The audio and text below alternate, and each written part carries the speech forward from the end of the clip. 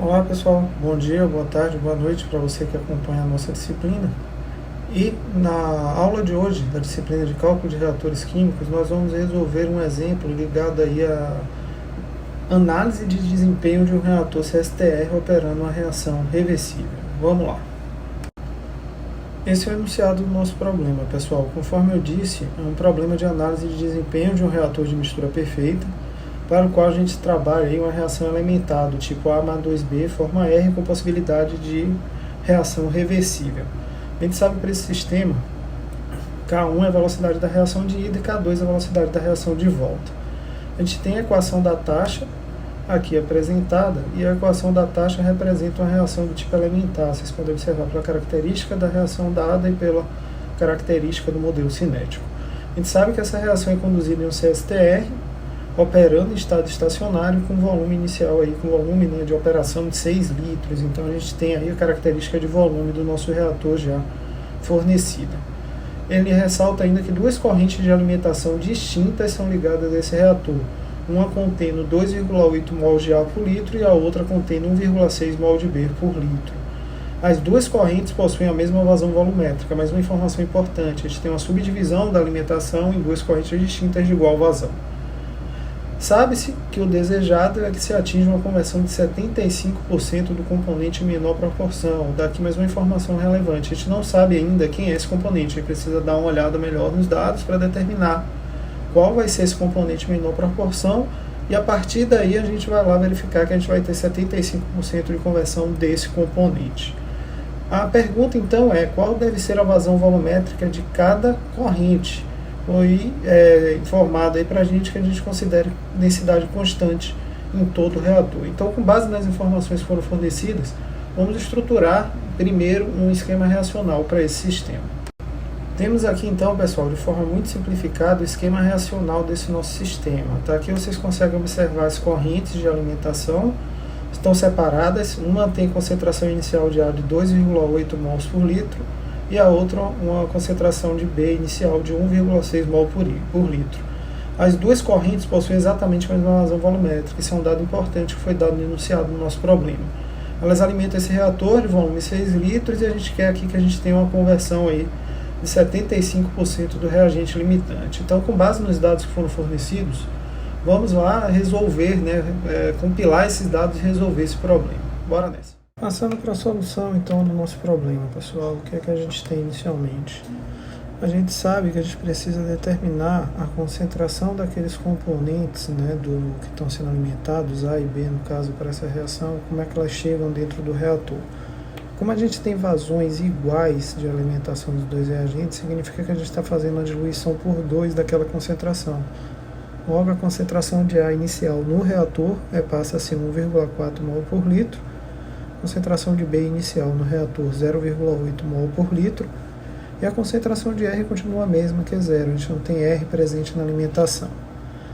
Aqui, esse fato se deve àquela consideração da questão, do enunciado da questão, que informa que a gente tem duas vazões diferentes de alimentação para os componentes, por isso que a gente gera esse efeito de diluição aí no nosso cálculo. Passando por esses dados, um outro detalhe que a gente consegue observar é que o reagente B é o reagente que está em menor proporção, e como a questão pede para a gente determinar a conversão a taxa, o comportamento reacional do nosso sistema para 75% de conversão do reagente em menor proporção, a gente vê diretamente que esse reagente é o B. Isso é dado pelos dados de concentração em relação à estequiometria da reação. Outro detalhe que a gente vai assumir é que a nossa reação tem densidade constante, daí a gente pode derivar que aquele fator de expansão ali de volume, o εA, é igual a 0. Com base nesse valor aí, a gente já tem como determinar diretamente os valores das concentrações dos componentes no final. A primeira coisa que a gente vai fazer é para a concentração de A, a gente sabe que entra 1,4 e vão reagir de mols de A a quantidade daquilo que foi consumido de B, que é o 75% do 0,8 que foi alimentado, que dá 0,6, dividido por 2, porque para cada mol de B que reage, a gente tem uma proporção de meio de A reagindo. Com isso, a concentração de A no final vai ser de 1,1 mol por litro. a concentração de B, que é inicial de 0,8 menos 0,6 que reagiu, sobra 0,2, e R se produz aí em uma proporção de metade em relação à quantidade de B que foi consumido. Então vai se formar aí 0,3 mol por litro ao final de R. Voltando à nossa equação da taxa, que está aí apresentada, menos RB, então vai ser 2 vezes 12,5 multiplica CA/CB ao quadrado, menos 2 vezes 1,5 CR.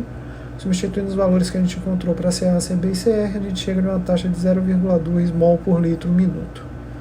Da definição da equação de desempenho do reator CSTR, a gente sabe que o tempo espacial é igual ao volume dividido pela vazão volumétrica, que é igual a CB0 menos CB dividido pela taxa de B.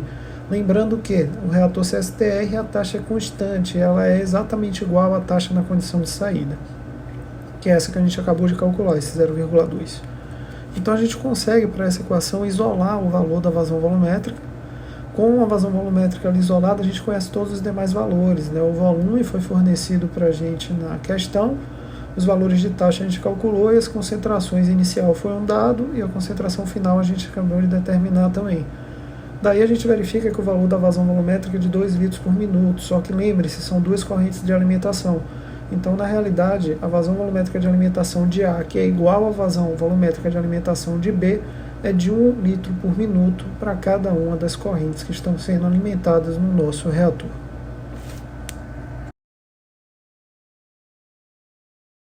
Era isso que a gente tinha então para esse desenvolvimento da aula de hoje, pessoal. Conseguimos acompanhar aí de forma muito direta, né, um problema de desenvolvimento e análise de desempenho de um reator de mistura perfeita operando uma reação reversível. Interessante observar a relevância da estequiometria para esse tipo de problema, tá? Quando a gente trata de reatores CSTR, a estequiometria é um dos fatores dominantes que a gente precisa aí analisar para toda e qualquer situação. Agradeço a atenção de vocês e a gente se encontra na nossa próxima aula. Até lá!